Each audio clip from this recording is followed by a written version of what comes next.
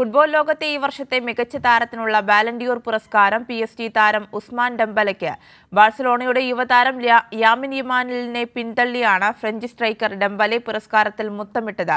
ബാഴ്സലോണയുടെ ഐറ്റാന ബോൺമാറ്റിയാണ് മികച്ച വനിതാ താരം. സ്പോർട്സ് ഡെസ്കിൽ നിന്ന് അഭിജിത്ത് വിവരങ്ങളുമായി ചേരുന്നുണ്ട്. അഭിജിത്ത്, ലാമിൻ യമാലിനെ പിന്തള്ളിയാണ് ഫ്രഞ്ച് സ്ട്രൈക്കർ ഡെംബലെ പുരസ്കാരത്തിൽ മുത്തമിട്ടത്. ബാഴ്സലോണയുടെ ഐറ്റാന ബോൺമാറ്റിയാണ് മികച്ച വനിതാ താരം.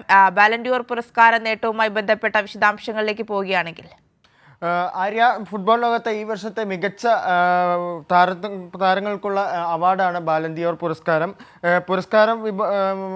ബാലൻഡിയോർ പുരസ്കാരം പ്രഖ്യാപിച്ചത് ബാഴ്സലോണയുടെ യുവതാരം ലാമിൻ യാമിലിനെ പിന്തള്ളിയാണ് ഫ്രഞ്ച് മുന്നേറ്റ താരം ഒസ്മാൻ ഡെംബേലെ ഈ വർഷത്തെ പുരുഷ ബാലൻഡിയോർ പുരസ്കാരത്തിന് അർഹരായിട്ടുള്ളത്.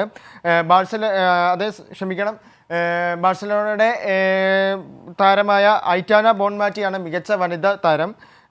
PSG ആദ്യ ചാമ്പ്യൻസ് ലീഗ് കിരീടത്തിലേക്ക് നയിച്ച ഒസ്മാൻ ഡെംബേലെ തന്നെ പുരസ്കാരത്തിന് അർഹനാകുമെന്ന് മുൻകൂട്ടി പ്രവചനങ്ങൾ ഉണ്ടായിരുന്നു.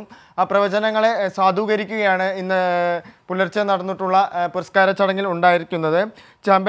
PSG ചാമ്പ്യന്മാരാക്കുന്നതിൽ നിർണായക സംഭാവനയാണ് ഒസ്മാൻ ഡെംബേലെ നൽകിയത്.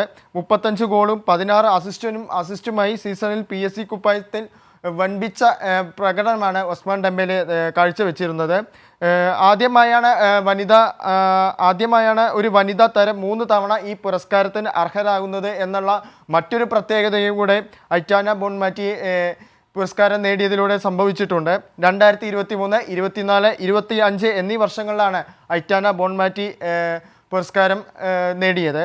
മികച്ച വനിതാ ക്ലബ്ബായി ആഴ്സണലിനെയും അതേസമയം മികച്ച പുരുഷ ക്ലബ്ബായി PSG-യെയും ബാലൻഡിയോർ പുരസ്കാരത്തിൽ തിരഞ്ഞെടുത്തു. മികച്ച പരിശീലകനായി വിഗ്മാർ എൻറിക്, മികച്ച ഗോൾ കീപ്പർ എന്ന വിഭാഗത്തിൽ ഹാംപ്ടൺ ഡൊണ്ണറുമ എന്നിവരും പുരസ്കാരത്തിന് അർഹരായിട്ടുണ്ട്. ആര്യ, ശരി, അഭിജിത്താണ് ന്യൂസ് ഡെസ്കിൽ നിന്ന് വിവരങ്ങൾ നൽകിയത്.